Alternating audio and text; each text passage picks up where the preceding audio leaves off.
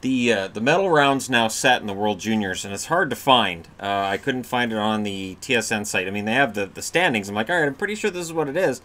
But I had to go to the actual Wikipedia page. the Wikipedia page actually had the medal round already set up, and the actual official page for the tournament doesn't.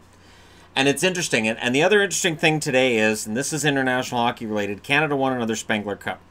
And that's interesting because when we talk about who's going to go to the Olympics, this and the Spengler are going to tell us a lot. And don't be surprised if the hockey team that plays for glory for Canada and for other countries is made up of guys who would play in a Spengler Cup. And get ready for all of the insults about the guys who play in Spengler Cups. Now, this isn't real and blah, blah, blah. And it'll just harken back to 1992 when I heard the same things.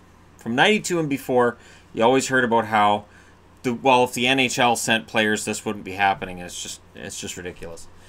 So here are the matchups. And Canada's against Switzerland. And I have to say, I admire their coach's honesty. Where when asked about how you prepare for Canada, he basically said, we don't, and I think we're going to get killed. He said it in not so many words. And now the Swiss players, when asked about it, say, of course we can beat Canada. And that's the idea. What happens here is the Swiss get this idea of, okay, we're underdogs, we're the ultimate underdogs. Even our coach doesn't believe in us. So they will come out hard against Canada. Now, do I think they can beat Canada? No. So I would expect Canada to win this. Czech versus Finland? I have no idea. Czech's got the offense. Their goaltending's iffy. Finland, pretty decent team, top to bottom. I like Luukkonen from what I saw, or Luukkonen, goaltender. But you know, honestly, I would probably take Finland in this game. It depends whether or not the Czechs can break through and score the way that they were able to score against other teams in the tournament. They've scored a lot of goals. It's their goaltending that's been an issue. So that's where the Czechs are at.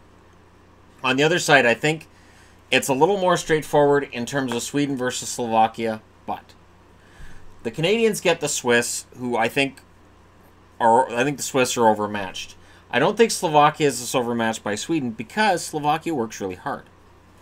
Slovakia is a hardworking, disciplined team, and I think they're pretty solid. But that being said, Sweden beats them.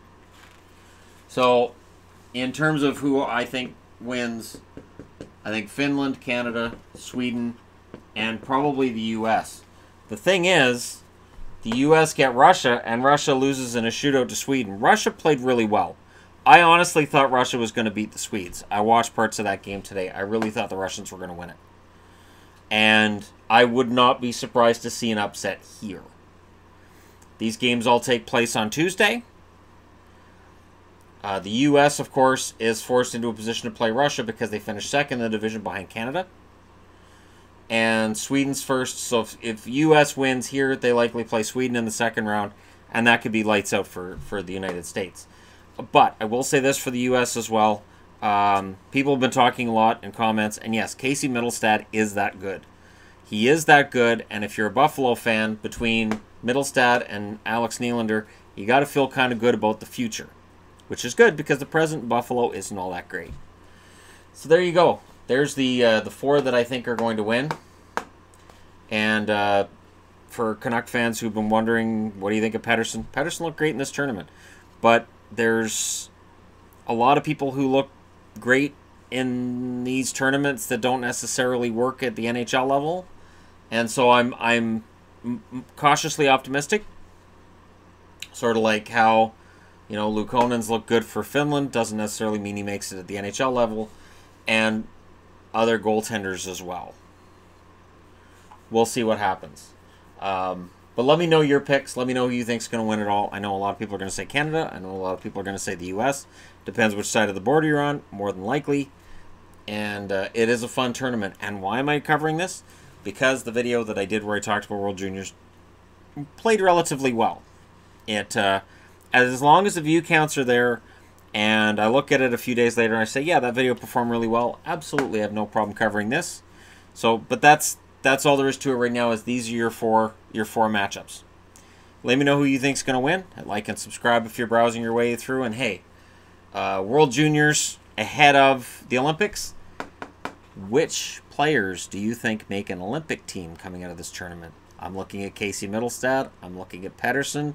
I'm looking at a few of these kids in Canada. You mix them in with that Spengler lineup, you've got a winner. You've got an absolute winner. And I'll get into the Spengler team tomorrow because a lot of the guys who won medals there could very well end up being on Team Canada. Because if the KHL fusses and gets angry about it, and if there's problems getting Canadian players out of the KHL, between the Spengler and this tournament, that might be how you get your Olympians. It's going to be fun either way. Thanks for watching, and I'll talk to you again soon.